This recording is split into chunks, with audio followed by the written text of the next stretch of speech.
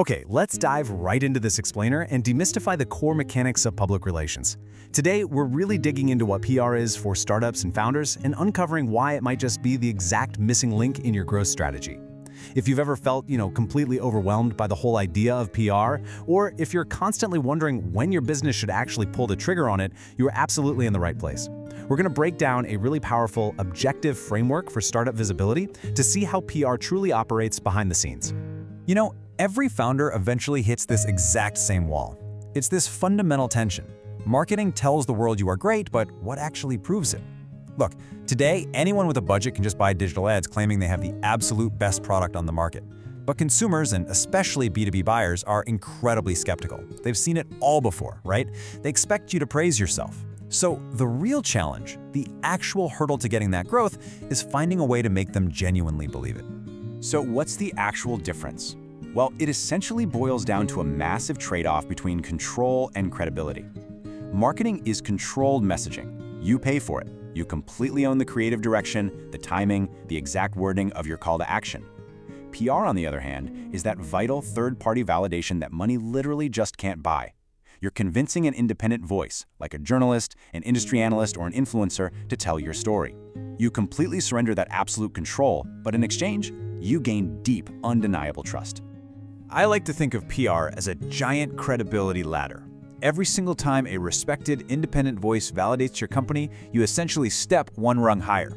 Whether that validation is a feature in some highly niche trade publication or a guest spot on a massive industry podcast, you're steadily elevating your brand. You're going from being completely unknown to becoming an undisputed authority. You're shifting the narrative from just, hey, we sell things, to we actually matter to the future of this industry. And listen, PR is definitely not just about fluffy buzz or vanity metrics. It generates hard, tangible assets that actually impact your revenue. For example, a high-quality backlink from a major news site that permanently increases your website's domain authority, driving vital organic traffic for years to come. Plus, those as-seen-in media logos become permanent social proof badges on your homepage. They act as this immediate psychological trust signal to literally any prospect who's thinking about investing in your software or service. But here is an absolutely crucial realization. PR is a credibility tool. It is not a direct lead gen faucet. Honestly, so many founders fall hard for what we call the sales machine myth. They think, oh, sales are slow, let's fire the marketing team and hire a PR agency. That won't instantly fix your funnel. PR just isn't designed to generate immediate clicks on a buy now button. It's designed to build a powerful brand halo that makes your company look established, safe, and inherently trustworthy to buy from over the long haul. So, how does that trust actually impact your bottom line and accelerate growth? Well, marketing and PR should never work in isolated silos.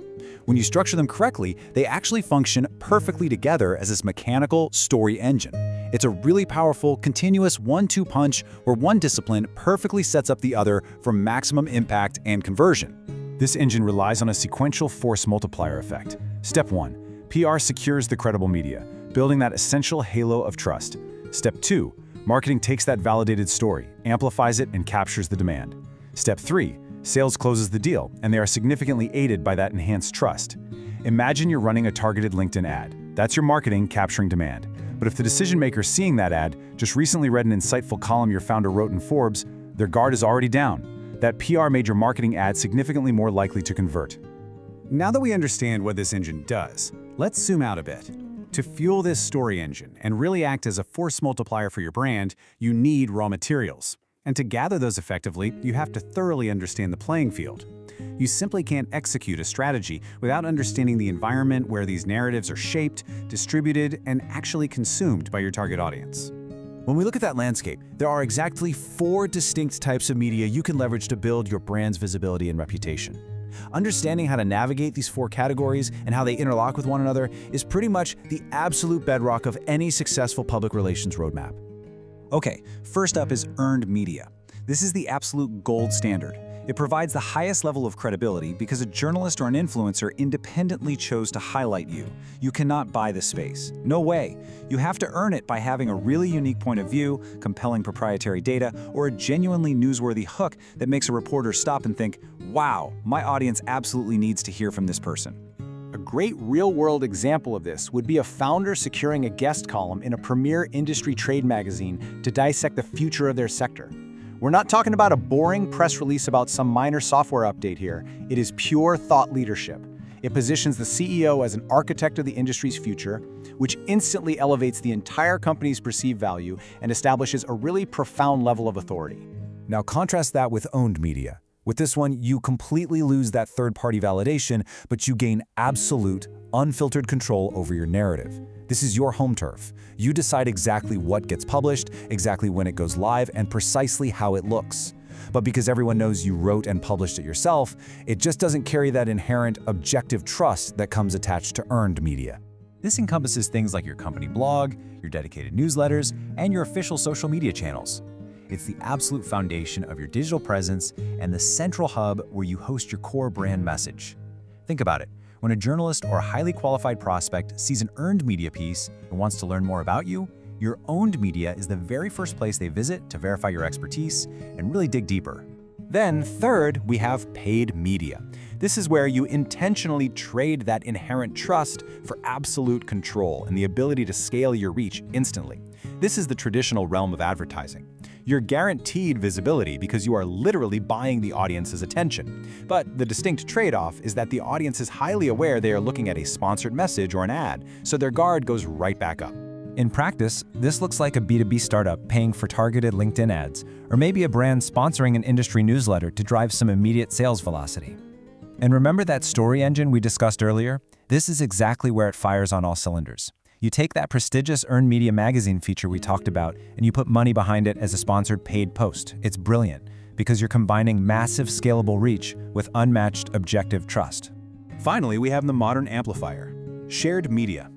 This relies entirely on community engagement, organic social sharing, and good old-fashioned word of mouth. It is a highly delicate balance, really, of your direct participation and their ultimate control.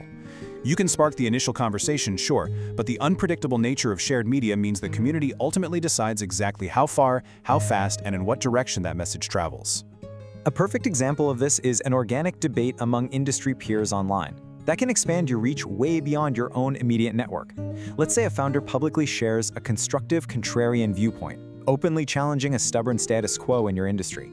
If peers start aggressively commenting, sharing, and debating it, your brand visibility multiplies exponentially. You completely dominate the conversation, and you do it all without spending a single dollar on traditional ads. So, the entire strategy ultimately comes down to this crucial balancing act, sort of a mental cheat sheet. You have to continuously weigh the media types you completely control against the media types that earn you the highest possible credibility. You absolutely need owned and paid media to control your own destiny and actively capture demand, for sure. But you must constantly supplement them with earned and shared media to build that foundational trust that makes people actually want to buy from you in the first place. As we wrap up this explainer, I really want you to take a hard, honest look at your current marketing and PR balance. Are you constantly just shouting through a megaphone you simply bought, or are you actually giving people a compelling reason to talk about you? Earning trust definitely takes time, deliberate strategy, and a truly compelling story. But once you secure it, it is the most powerful, unassailable asset your brand can possibly possess. So, what's your next move up the credibility ladder going to be?